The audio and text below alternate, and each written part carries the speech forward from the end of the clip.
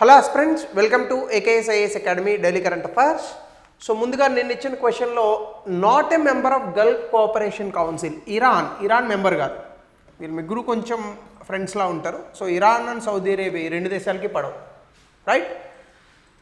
So ఎవరైనా UPSC admissions అట్లాగనే UPSC admissions in terms of long term batches అంటే prelims cum mains batches or any other test series అలా ఎవరైనా కావాలని అనుకున్నా, అలాగే Telangana and Andhra Pradesh group 1 and group 2కి సంబంధించి ఎవరైనా కోచింగ్ క్లాసెస్ కావాలని అనుకుంటే దయచేసి కింద నెంబర్కి కాల్ చేయండి. ఇక ఈరోజు టాపిక్ వచ్చేసి పబ్లిక్ డిస్ట్రిబ్యూషన్ సిస్టమ్. మీ అందరికీ తెలుసు, ప్రజా పంపిణీ వ్యవస్థ. ఇది భారతదేశం స్వతంత్రం రాక మునిపే ఉంది. అంటే రెండవ ప్రపంచ యుద్ధ కాలంలో భారతదేశంలో చాలా నగరాల్లో లైక్ బాంబే, మద్రాస్, అంటే ఎక్కువగా అయితే బాంబే, కలకత్తా ఈ ప్రాంతాల్లో ఎక్కువగా మనకి ఫుడ్ గ్రెయిన్స్ దొరికేవి కాదు, ఆహార ధాన్యాలు. సో ఆ సమయంలో బ్రిటిష్ వాళ్ళు ఈ రేషన్ వ్యవస్థను ప్రవేశపెట్టారు. కానీ దాని తర్వాత భారతదేశం దీన్ని కంటిన్యూ చేసింది. ఈవెన్ 1997లో రిఫార్మ్స్లో భాగంగా పీడిఎస్ సిస్టమ్ని టార్గెటెడ్ పబ్లిక్ డిస్ట్రిబ్యూషన్ సిస్టమ్ అని తీసుకొచ్చారు. 2013లో దీన్ని లీగల్ రైట్ చేస్తూ ఫుడ్ సెక్యూరిటీ యాక్ట్ 2013 కూడా తీసుకొచ్చాం మనం.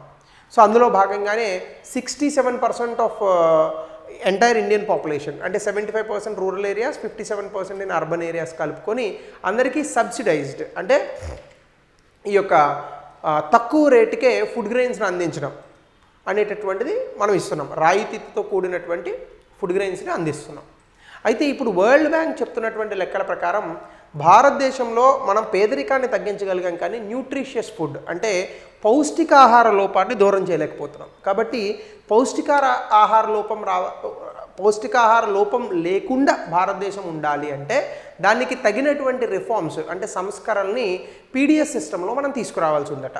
సో న్యూస్లో అసలు ఎందుకు వచ్చింది అంటే భారతదేశంలో 50% మంది గ్రామీణ ప్రాంతాల్లోని, అట్లాగనే పట్టణ ప్రాంతాల్లో 20% మంది బ్యాలెన్స్డ్ మీల్ అంటే ప్రోటీన్, ఫైబర్, కార్బోహైడ్రేట్స్ అన్నీ, వైటమిన్స్ అన్నీ ఉండేటటువంటి ఒక బ్యాలెన్స్డ్ భోజనాన్ని చేయలేకపోతున్నారు, లేదా ఆ చేసేటటువంటి పరిస్థితులు కూడా లేరు.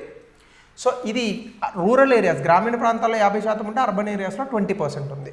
ఇది ఫుడ్ డిప్రైవేషన్ అంటే దొరకపోవడం అని అనుకోండి ఇట్లా. సో ఈ ఫుడ్ డిప్రైవేషన్ అనేటటువంటి దానికి దారితీస్తుందట. So household consumption expenditure survey ప్రకారం వరల్డ్ బ్యాంక్ ఇచ్చినటువంటి పోవర్టీ అండ్ ఈక్విటీ బ్రీఫ్లో భాగంగా ఇది చెప్పారు. కాకపోతే ఇందులో ఒక అంశం ఏం చెప్పారంటే అత్యంత దారిద్ర్యమైనటువంటి పేదరికం 16% నుంచి 2.3%కి తగ్గింది. అయినప్పటికీ పౌష్టికాహార లోపాన్ని మాత్రం మనం దూరం చేయలేకపోతున్నాము అనేటటువంటి ఒక విషయాన్ని చెప్పారు.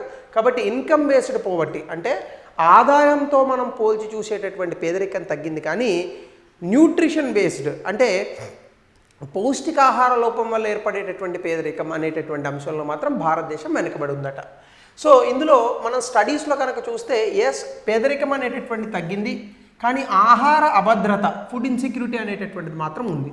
అంటే 40% గ్రామీణ ప్రాంతాల్లో ఇంకా ఫుడ్ డిప్రైవేషన్ ఉందట, 10% పట్టణ ప్రాంతాల్లో ఇంకా ఫుడ్ డిప్రైవేషన్ ఉందని చెప్తున్నారు. సో ఇది చాలా ఎక్కువ నెంబర్స్, అంటే మీరు కరెక్ట్గా తీసుకుంటే ఇది కోట్లలో ఉంటుంది సంఖ్య. సో కాబట్టి ఈ అంశాల మీద మనం ఎక్కువగా ఫోకస్ చేయాలి. ఇందులో మనకి తాలీ ఇండెక్స్ అని ఒకటి ఉంది. తాలీ కాదు, తలి, మనం తింటుంటాం కదా సాధారణంగా. ఈ తలి ఇండెక్స్ అనేటటువంటిది ఏంటంటే సాధారణంగా మనము పేదరికాన్ని లెక్క పెట్టేటప్పుడు మన దేశంలో కెలోరీస్ ప్రకారం లెక్క పెడతాం. ఫర్ ఎగ్జాంపుల్ మనకి 1970s ఆ ప్రాంతంలో, 79 ఆ ప్రాంతంలో లగ్డావాలా కమిటీ ఇలాంటి కొన్ని కమిటీలు వచ్చాయి. ఆ కమిటీలు ఏం చెప్పాయంటే అప్పట్లో 2200 క్యాలరీలు లేదా 2400 క్యాలరీలు గ్రామీణ ప్రాంతాల్లో తింటే, పట్టణ ప్రాంతాల్లో 2100 క్యాలరీ తింటే అది పేదరికం కాదని చెప్పాయి. సో క్యాలరీస్ గురించి చెప్పారు తప్ప అందులో ప్రోటీన్ ఎంత ఉండాలి, ఫైబర్ ఎంత ఉండాలి, వైటమిన్స్ ఎంత ఉండాలి ఈ విషయం గురించి మాట్లాడలేదు. కాబట్టి ఈ తాలీ ఇండెక్స్ అనేటటువంటి దాన్ని తీసుకొచ్చారు. తాలీ ఇండెక్స్ అనేటటువంటిది ఏం చేస్తుందంటే బ్యాలెన్స్డ్ మీల్ అంటే బాడీకి కావాల్సినటువంటి vegetables, proteins, vitamins, carbohydrates, fat ఇవన్నీ బ్యాలెన్స్డ్గా తింటున్నారా లేదా. సో అదే కదా తాలీ అంటే ఉంటుంది. రైస్ ఉంటుంది, దాల్ ఉంటుంది, రోటీ ఉంటుంది, వెజిటేబుల్ ఉంటుంది, కర్డ్, సలాడ్, స్వీట్ అన్నీ ఉంటాయి. సో దీన్నే తాలీ ఇండెక్స్ అని అంటారు. అంటే ఇది ఏం చెప్తుందంటే ఇలాంటి ఒక బ్యాలెన్స్డ్ మీట్ తింటే ప్రజలకు న్యూట్రిషన్ అంటే పౌష్టికాహారం అనేటటువంటిది ఉంటుంది. కెలోరీ ఇంటేక్ మాత్రమే కాదు, పౌష్టికాహారం అనేటటువంటిది కూడా ఉండాలి అనేటటువంటి అంశాన్ని చెప్తుంది. సో కాబట్టి చాలా హౌస్ హోల్డ్స్ 2 థాలీస్ ఏ డే, అంటే ఇట్లా పౌష్టికాహారం ఉన్నటువంటి 2 భోజనాలు చేయలేనటువంటి పరిస్థితుల్లో ఉన్నాయట. సో కాబట్టి ఇలా చేయడం కోసం, అంటే వాళ్ళకి పౌష్టికాహార లోపాన్ని తగ్గించి న్యూట్రిషియస్ ఫుడ్ ఇవ్వడానికి పీడిఎస్ సిస్టమ్, అంటే పబ్లిక్ డిస్ట్రిబ్యూషన్ సిస్టంలో మనము రిఫార్మ్స్, సంస్కరణలను తీసుకురావాల్సి ఉంది అని వరల్డ్ బ్యాంక్ సూచిస్తోంది. అయితే ఇందులో భాగంగా కనుక మనం చూస్తే ఇండియాలో మనకు చాలా కమిటీలు వేసాం. ఉదాహరణకి వర్కింగ్ గ్రూప్ కమిటీ అని 1962లో వచ్చింది. వీళ్ళు ఏం చెప్పారంటే, గ్రామీణ ప్రాంతాల్లో ఎవరైతే ఆహారానికి ఇంకా ఇతర దానికోసం 20 రూపాయలు గ్రామీణ ప్రాంతాల్లో, పట్టణ ప్రాంతాల్లో 25 రూపాయలు ఒక నెలకి ఖర్చు పెడితే, ఎందుకంటే 1960లో 20 రూపాయలు అంటే చాలా ఎక్కువ, వాళ్ళు పేదరికంలోకి రారు అని చెప్పింది అప్పట్లో. దాని తర్వాత దండేకర్ అండ్ రాత్ కమిటీ అని 1971లో వీళ్ళు ఏం చెప్పారంటే, ఒక పర్ డే 2250 కిలో క్యాలరీస్, అంటే ఒక రోజుకి 2250 క్యాలరీలు తింటే వాళ్ళు పేదరికంలోకి రాదు అని ఈ కమిటీ చెప్పింది. దాని తర్వాత వైకే అలగ్ కమిటీ 2400 క్యాలరీలు గ్రామీణ ప్రాంతాల్లో, 2100 క్యాలరీలు పట్టణ ప్రాంతాల్లో తింటే, దీన్ని డబ్బుల్లోకి మారిస్తే గ్రామీణ ప్రాంతాల్లో ఏమో 49, పట్టణ ప్రాంతాల్లోనేమో 56, ఒక నెలకి కనుక ఖర్చు పెడితే వాళ్ళు పేదరికంలోకి రారు అని ఈ కమిటీ చెప్పింది. దీని తర్వాత లగ్డావాలా కమిటీ అలగ్ కమిటీని పెట్టి, కాకపోతే ఇంకొన్ని స్పెషల్ ప్రైస్ వేరియేషన్స్ని మార్చింది. కానీ తర్వాత మోస్ట్ ఇంపార్టెంట్ కమిటీ మనకి 2004లో అపాయింట్ చేసినటువంటి Tendulkar committee, nothing to do with Sachin Tendulkar, okay, ఈయన సివిల్ సర్వెంట్. సో ఈయన న్యూట్రిషనల్ అవుట్కమ్స్ గురించి చెప్పాడు. అంటే టెండూల్కర్ కమిటీ కేవలం ఫుడ్ మాత్రమే కాదు, పౌష్టికాహారంతో కలిసినటువంటి ఫుడ్ గురించి ఇంకా ఇతర అంశాల గురించి చెప్పారు. తర్వాత 2014లో రంగరాజన్ కమిటీ వేశారు. దీని మీద అనేక దుమారాలు లేచాయి. అంటే పట్టణ ప్రాంతాల్లో 1407 రూపాయలు, గ్రామీణ ప్రాంతాల్లో 972 రూపాయలు, కానీ ఈయన ఒక ఫ్యామిలీ 5గురికి కలిపి చెప్పాడు. సో అలా ఉన్నటువంటి వ్యక్తులు కనుక ఇంత సంపాదించితే, కనుక నెలకి ఇంత సంపాదిస్తే వాళ్ళని పూర్ కేటగిరీలోకి వేయకుండా, పోవర్టీ కాకుండా, బిలో పోవర్టీ లైన్ కాకుండా అబోవ్ పోవర్టీ లైన్లో వేయాలని రంగరాజన్ కమిటీ చెప్పింది. సో దీని తర్వాత 2015లో మళ్ళీ మరొక కమిటీని వేశారు, నీతి ఆయోగ్ నేతృత్వంలో అరవింద్ పనాగరే కమిటీ. కానీ ఆ కమిటీ మేము పేదరికానికి నిర్వచనం ఇవ్వలేమని చేతులెత్తేసింది. సో కాబట్టి భారతదేశంలో అసలు పేదరికం అంటే ఏంటి, ఇప్పటికొచ్చి మనకు ఒకటే డెఫినేషన్ ఉంది. ఎవరి దగ్గర అయితే రేషన్ కార్డు ఉంటుందో బీపీఎల్ కేటగిరీ వాళ్ళు పేదరికంలో ఉన్నట్టు, బీపీఎల్ కార్డు లేని వాళ్ళు పేదరికంలో లేనట్టు. ఇది మన దేశం ఫాలో అవుతున్నటువంటి లెక్క. అయితే ఇప్పుడు సాధారణంగా మనం ఈ రేషన్ కార్డులు ఉన్నటువంటి వ్యక్తులకి ఎక్కువగా సబ్సిడైజ్డ్ ఫుడ్ గ్రెయిన్స్ ఇస్తాం. సో దీన్ని ఇప్పుడు నిర్మాణాత్మకంగా మార్చాల్సి ఉందని వరల్డ్ బ్యాంక్ లాంటి సజెషన్స్ మనకు వస్తున్నాయి. ముఖ్యంగా ప్రస్తుతం మనకు ఉన్నటువంటి ప్రజా పంపిణీ వ్యవస్థలో కొన్ని ఇబ్బందులు ఉన్నాయి. అది కేవలం సిరియల్స్, ఆహార ధాన్యాలు మాత్రమే ఇస్తుంది, అంటే వరి, గోధుమ. దీనివల్ల మనకి కెలోరీస్ పెరుగుతాయి, అంటే కార్బోహైడ్రేట్స్ అనేటటువంటి అందుతాయి, కానీ ఇందులో ప్రోటీన్ రాదు, ఫైబర్ రాదు. సో బ్యాలెన్స్డ్ న్యూట్రిషన్ అనేటటువంటిది ఉండదు. సో ఇవి అందించాలి. 2, పల్స్ కన్జంప్షన్. సాధారణంగా భారతదేశంలో తక్కువ రేటుకే ప్రోటీన్ వచ్చేది ఏంటి, దాల్, పప్పులు. కానీ ఒక సర్వేస్ ప్రకారం కనుక మనం చూస్తే ఈ పప్పులు అనేటటువంటి పప్పు దినుసులు సరిగ్గా తినట్లేదు భారతీయుల్లో, పేదవాళ్ళు ముఖ్యంగా. సో హెల్దీ డైట్ అంటే ప్రోటీన్లు, వైటమిన్లు ఇవన్నీ ఉండాలి. అయితే పల్సెస్ అనేటటువంటివి పూర్ పీపుల్కి చాలా అద్భుతమైనటువంటి ప్రోటీన్ సోర్స్, కానీ ఈ మధ్యకాలంలో వాటి తాలూకా ధరలు చాలా పెరిగిపోతున్నాయి. సో భారతదేశంలో 5% ఉన్నటువంటి అత్యంత పేదరికంలో ఉన్నటువంటి వ్యక్తులు ధనవంతులు తినేటటువంటి పల్సెస్లో సగం మాత్రమే తింటున్నారు. అంటే వీళ్ళు కిలో తింటే వీళ్ళు అర్ధ కిలో మాత్రమే తింటున్నారు. అట్లానే దీని కారణంగా మనకి పౌష్టికాహార లోపం అనేటటువంటిది అధికంగా ఉంటుంది. అలాగనే సబ్సిడీ మిస్డైరెక్షన్. భారతదేశంలో పైన ఉన్నటువంటి 10% కన్జ్యూమర్స్కి 88% రాయితీలు అందుతున్నాయి, కానీ పూర్ పీపుల్కి మాత్రం అవి అందట్లేదు. అర్థమవుతుందా? అంటే 10% కన్జ్యూమర్లకి మాత్రమే పూర్ పీపుల్కి ఇచ్చేటటువంటి రాయితీలు అనేటటువంటివి వస్తున్నాయి. అంటే టాప్ 10% కన్జ్యూమర్స్కి మాత్రమే 88% ప్రభుత్వం ఇచ్చేటటువంటి సబ్సిడీలు అందుతున్నాయి, కానీ పూర్ పీపుల్కి ఇచ్చేటటువంటి సబ్సిడీలు వాళ్ళకి వెళ్ళట్లేదు. అట్లాగనే రిచ్ హౌస్ హోల్డ్స్, అంటే బాగా ధనవంతులు కానీ అబోవ్ మిడిల్ క్లాస్లో ఉన్నవాళ్ళు ఫుడ్ మీద పేదవాళ్ళతో కనుక పోలిస్తే 300% అధికంగా ఖర్చు పెడుతున్నారు, అంటే 3 రెట్లు.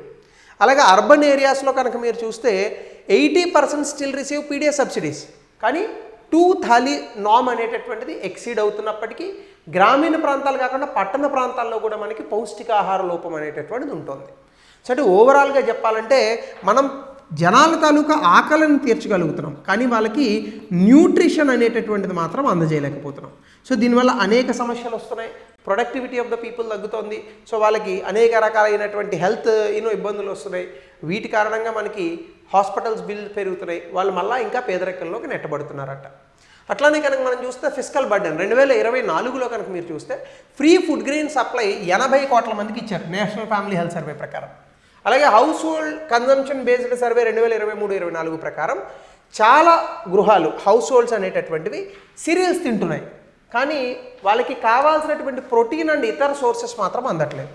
సో కాబట్టి public funds in one way మనం చెప్పుకుంటే పబ్లిక్ డిస్ట్రిబ్యూషన్ సిస్టంలో పబ్లిక్ ఫండ్స్ అంటే దాదాపుగా 1,50,000 కోట్ల రూపాయల పైచీలకు డబ్బులు ఖర్చు పెడుతూ ఉంటాం మనం. ఇవన్నీ కూడా వేస్ట్ అవుతున్నాయి. అంటే మనం పీడిఎస్ సిస్టమ్ ఇచ్చి ప్రజలకు ఆకలిని తీర్చగలుగుతున్నాం, కానీ న్యూట్రిషన్ పౌష్టికాహారాన్ని అందజేయలేకపోతున్నామని ఇక్కడ సర్వేస్ చెప్తున్నాయి. సో మరి ఇప్పుడు దీనికి ఎట్లా ఇవ్వాలి మనం? పౌష్టికాహారం అనేటటువంటి దాన్ని ఎట్లా అందజేయాలి అంటే first of all nutrition based norms. అంటే భారతదేశంలో అసలు బ్యాలెన్స్డ్ డైట్ అంటే ఏంటనే నిర్వచనం ఇవ్వాలి, ప్రజలందరికీ ఇది చెప్పగలగాలి. సో రేషన్ కార్డు ఉన్న ప్రతి వ్యక్తికి కూడా సిరియల్స్ మాత్రమే కాదు, పప్పులు, వెజిటేబుల్స్, డైరీ ఇవన్నీ తక్కువ ధరకి అందేటట్టుగా ప్రభుత్వం చర్యలు తీసుకోవాలి. ఇలా కనుక చర్యలు తీసుకోగలిగితే రైతులకు కూడా అద్భుతమైనటువంటి ధరలను ప్రభుత్వం అందజేయగలదు. మిగతా ప్రోగ్రామ్స్ ఏవి ప్రజలు ఆశించరు, ఎక్కువగా కనుక మనం ఫుడ్ అండ్ న్యూట్రిషన్ కనుక ఇవ్వగలిగితే. అట్లాగనే రీజియన్ స్పెసిఫిక్ అంటే ఏ ప్రాంతానికి ఆ ప్రాంతానికి డైట్ మారిపోతుంటుంది. నార్త్ ఇండియాలో రోటీ తింటారు, సౌత్ ఇండియాలో రైస్ తింటారు, ఆ ప్రాంతాన్ని అనుసరించి ఇవ్వాలి. అట్లాగనే టెండూల్కర్ కమిటీ చెప్పినట్టు కేవలం పోవర్టీ అంటే కెలరీస్ మాత్రమే కాదు, ఫుడ్, హెల్త్, ఎడ్యుకేషన్, అసలు ఈ మూడు తప్ప ఇంకేది ఫ్రీగా ఇవ్వకూడదు. భారతదేశంలో ప్రాబ్లం ఏంటంటే ఈ మూడు తప్ప అన్నీ ఫ్రీగా ఇస్తుంటారు మన వాళ్ళు. ఫ్రీ బస్సు, ఎందుకంటే అట్లాంటి ప్రోగ్రామ్స్. హెల్త్ పర్ఫెక్ట్గా ఇవ్వాలి, హాస్పిటల్స్ బాగుండాలి. సో ఏ పేదవాడైనా కూడా ఆరోగ్యం అనేటటువంటి దాన్ని చూపించుకోకుండా చనిపోయేటటువంటి పరిస్థితులు రాకూడదు. ఎడ్యుకేషన్, గవర్నమెంట్ స్కూల్స్లో చదవడానికి మనం ఇష్టపడం, కానీ ప్రతి వాళ్ళకి గవర్నమెంట్ జాబ్ కావాలి. ఎందుకు ఇలాంటి వైరుధ్యాలు వస్తున్నాయి? సో కాబట్టి ఎడ్యుకేషన్ సెక్టర్ని బాగు చేయలేమా? 78 సంవత్సరాలు స్వతంత్ర భారతంలో ఎడ్యుకేషన్ సెక్టర్ని బాగు చేసుకునే ఓపిక లేదా? ఐఐటీస్, ఐఐఎమ్స్ మనమే పెట్టాం కదా. సో స్కూళ్ళను బాగు చేయడంలో ఏమొస్తుంది ప్రాబ్లం?